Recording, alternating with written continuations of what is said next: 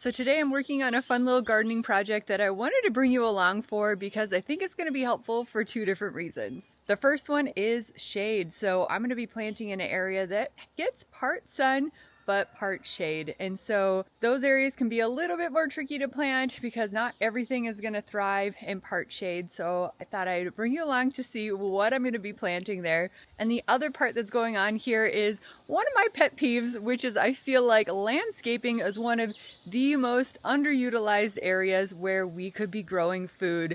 I don't know whose idea it was that landscaping should just be these boring bushes that don't really do anything. We should absolutely be growing food. There are so many options that you can do right next to the house, which not only makes it accessible, but really opens up the world of gardening, especially if you're limited on space. Think about pulling out those useless bushes and planting food instead. Let's go ahead and dive in and I'll show you what I'm doing today.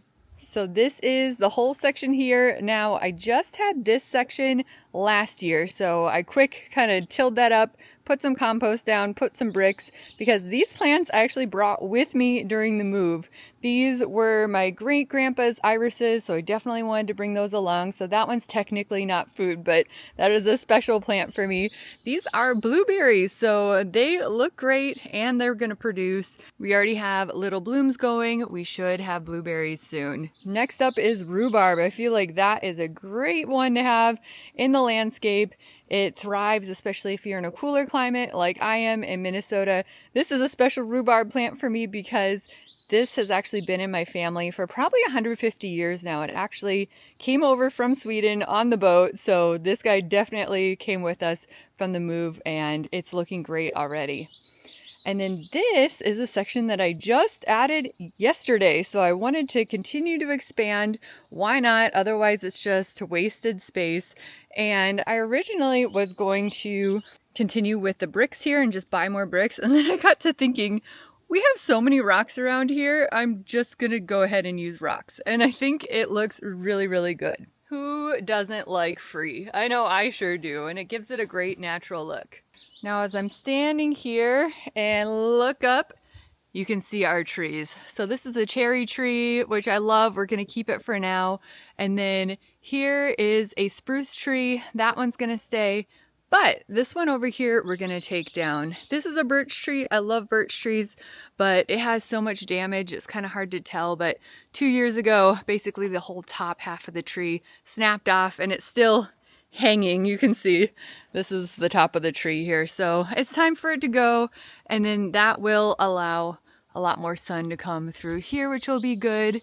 And then there is a smaller spruce tree here. So I think we're going to take that one out because they're just competing with one another. And so that'll bring in more light here to where I'll be planting, but it'll still be part shade from the trees in the center here. So I'll need to be careful about what I put in this strip. And it's also going to get more light into the cabin, which will be good. You can see we only have 2 small windows. So on those dark winter days, sunlight's going to be essential.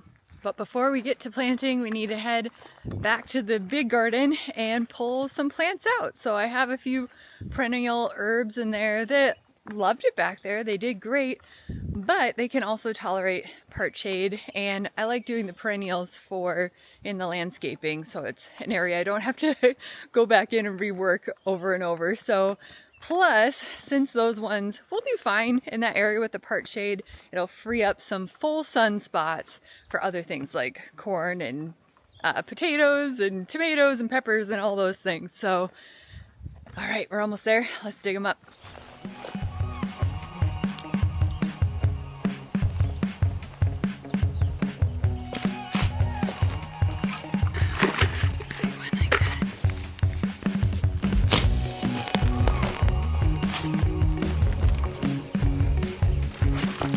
That's not gonna fit.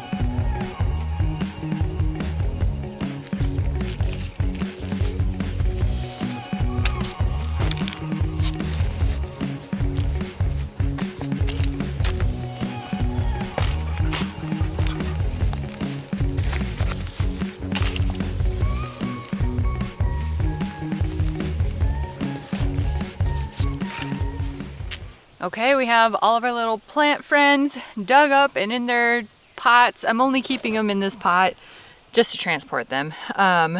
That's why they're kind of messy. I would do a better job with adding proper soil and everything if they were gonna live in here. This will be totally fine, especially this early in the season. If you're gonna end up moving your plants around, I highly recommend doing it early. These guys wouldn't fare so well if I did this in the middle of the summer.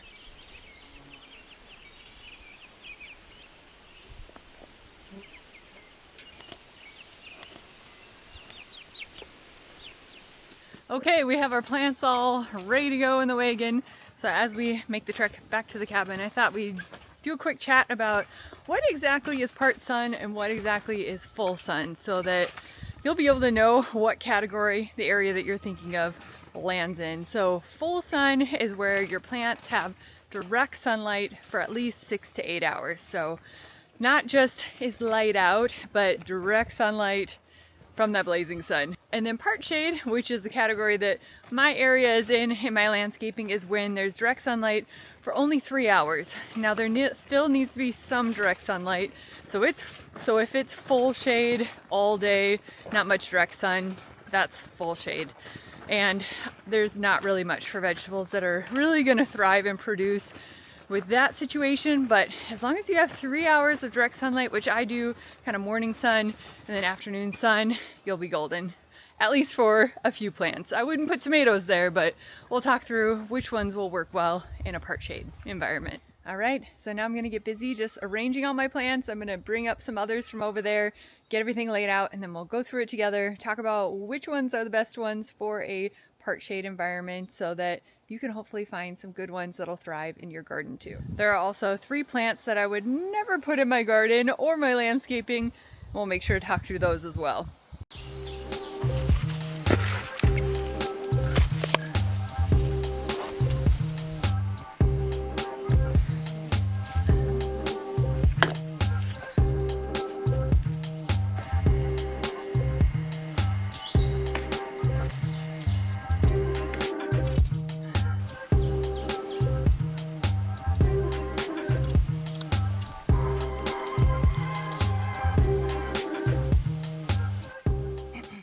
Okay, I think I have them all laid out. Let's go through it together. So first up is going to be my thyme. Now my thyme looks kind of sad. It had a lot of dieback from the winter, but there is fresh growth. All of these are alive. They'll come back. And this seems pretty close, but actually thyme likes to be nestled up together. So I have 6 plants here. Now thyme I decided to do on this left side here because this section gets a little bit more sun than down there. Because thyme, while it tolerates part shade, it does prefer more sun. So that's why I chose to do the thyme there. Same thing with the rosemary. The rosemary also likes a little bit more sun, and they should be spaced about 18 inches apart.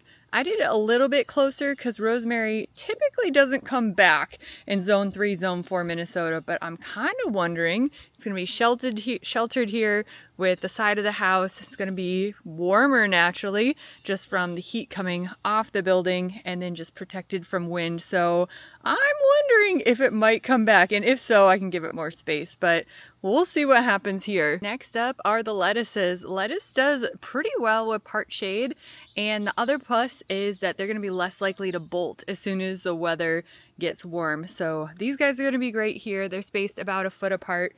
This is my spot where I'm undecided, so we're going to come back to that.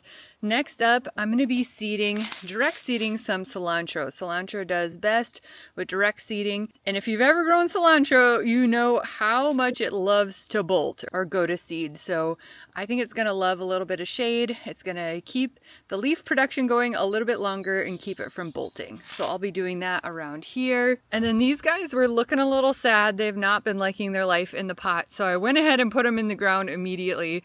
These are sorrel. So I've actually never grown it before, but it's supposed to be a perennial, delicious green. So I spaced them about 8 inches apart, and I hope they'll do okay. Next is parsley. So I have 3 of them. I started these from seed earlier this winter, and they are ready to get into the ground. These guys are spaced every 18 inches. They'll be happy here. And then lastly is the sage. So these guys are also spaced 18 inches apart. They can tolerate some part shade, and this spot does get a little bit more sun, especially once we have that birch tree taken out. And you might be wondering about bunnies or critters getting in here, and I agree, I'm a little bit worried, but I think it'll be okay because a lot of these are herbs, and thankfully critters don't go for the herbs so much, but the lettuces for sure are fair game and the sorrel. But I have these raised beds there and I haven't had any issues. We actually don't see much for bunnies or even squirrels around here. I think there's just enough predators, plus our 3 dogs and our 3 cats. Our dogs are out all day, the cats are out all night, so I think it'll be okay. I can always put a little perimeter fence on there, but fingers crossed they'll just stay away and go do other things. I'll tell you what though, getting eaten alive by mosquitoes, those critters are definitely out.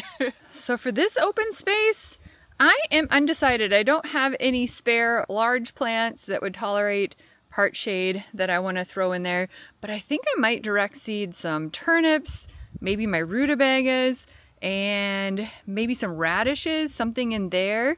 I don't think the soil is quite deep and loose enough yet for carrots. They like really deep, loose soil, but I think that's what I'll do there. These are the 3 that I would never directly put in the ground because they can be incredibly invasive.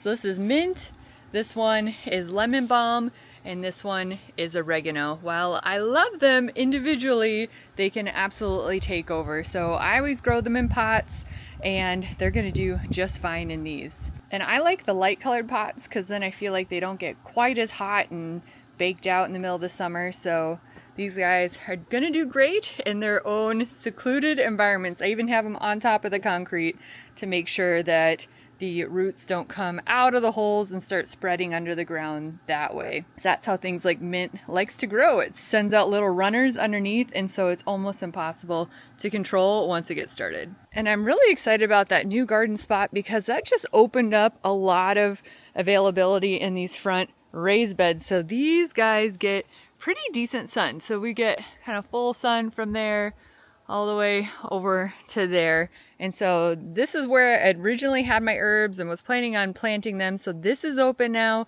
I think I might try and put my really hot peppers in here, like my Scotch bonnets and my habaneros that I have trouble getting to ripen in time here at the short season of Minnesota. So I think there might be good. The soil temperature is gonna be a little bit warmer in a raised bed than back there in my in-ground garden. So I'm excited to have this open space now that the herbs are over there.